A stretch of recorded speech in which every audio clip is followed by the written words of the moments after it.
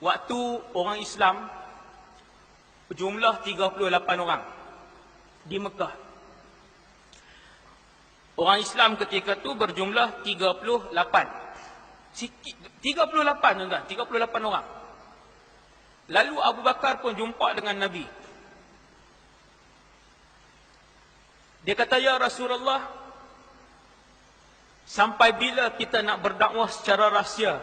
Jomlah ya Rasulullah, kita isytiharkan Islam ini, kita isytiharkan dakwah ini." Nabi kata, "Wahai Abu Bakar," ni Rasulullah, "Wahai Abu Bakar, jumlah kita terlalu sedikit." Kata ulama sirah, ketika itu 38 orang.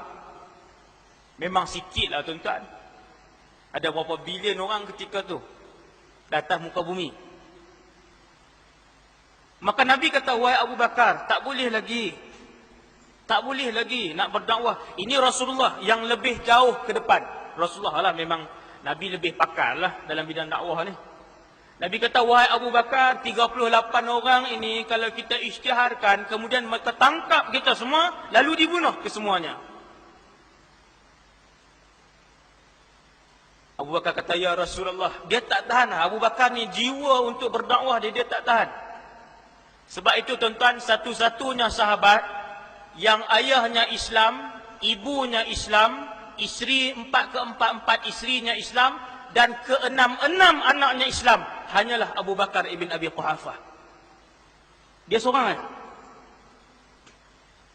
Ayahnya Islam, mak dia Islam, isteri dia keempat Islam, anak dia keenam Islam. Hanya Abu Bakar di kalangan seluruh sahabat radhiyallahu anhum. Dia seorang saja. Kuatnya dia berdakwah. Lalu dia kata, "Ya Rasulullah, jomlah sekali ni dah kita isytiharkan dakwah ni, kita isytiharkan Islam ini."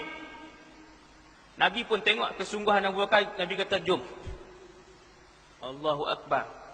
Lalu Nabi pun keluar dengan 38 orang. Bukan 38, saya silap. Dengan sebahagian kecil. Berapa belah orang lah keluar ketika itu. Apabila keluar ke pekan Mekah. Mekah ni bandar tuan-tuan. Daripada dulu dia bandar raya. Dia bandar. Tempat perniagaan daripada dulu. Daripada zaman Rasulullah.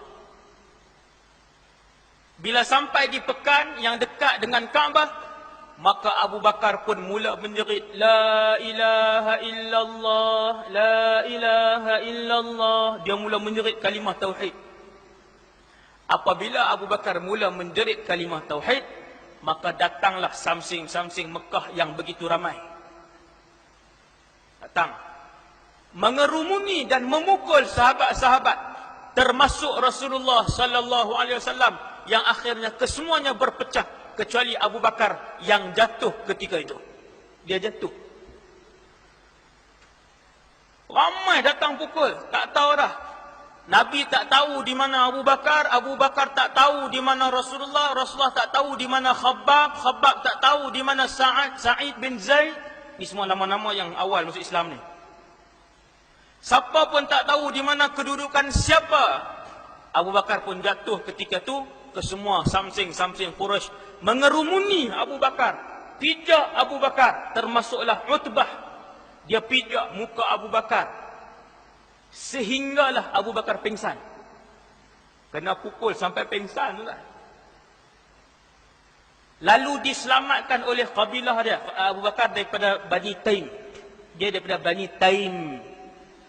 Kabilah Abu Bakar pun datang selamatkan. Walaupun kabilah dia tak Islam, tapi orang Quraisy ni, orang Arab ni, dia semangat asabiyah puak kabilah. Panjanglah cerita dia. Ramai di kalangan kabilah Arab untuk selamatkan bangsa mereka, kabilah mereka, walaupun tak Islam, mereka selamatkan. Maka datanglah kabilah Bani Taim menyelamat dan menarikkan Abu Bakar keluar, yang ketika itu telah pun pingsan dan masih dipukul.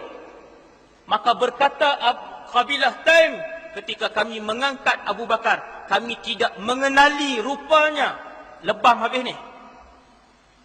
Abu Quhafah, ayah dia kata, "Aku tak kenal dia adalah anak aku." Terkoyak, lebam di sini, lebam di muka, mulut dia berdarah sebagainya. Lalu mereka pun angkat. Waktu angkat tu, mereka kata, sekiranya Abu Bakar mati, kami akan berperang dengan kalian. Tuan-tuan, perkataan ni musyrikin kepada musyrikin. Tapi disebabkan asabiyah, kabilah, kepuakan yang kuat, mereka sanggup perang. Sebab tu Abu Talib sampai mati dia tak masuk Islam, tapi dia membela Rasulullah. Atas dasar apa? Atas dasar kabilah. Atas dasar kabilah Bani Hashim. Maka mereka pun angkat dia. Tunggu Abu Bakar yang pengsan. Masuk dalam rumah, ayah dia, ibu dia, mak Abu Bakar nama Salma. Ayah Abu Bakar nama Uthman, gelaran dia Abu Quhafah. Adik-beradik yang terdekat tunggu Abu Bakar. Sampai Zuhur, sampai Asar, sampai Maghrib, tak jaga. Akhirnya Abu Bakar pun jaga daripada pitam. Apabila dia buka mata dia, soalan pertama yang keluar daripada mulut Abu Bakar, Allahu Akbar, dia kata, ma fa'ala Rasulullah. Nabi macam mana? Bagaimana keadaan Rasulullah? Apakah Rasulullah dipukul teruk? Mulut dia.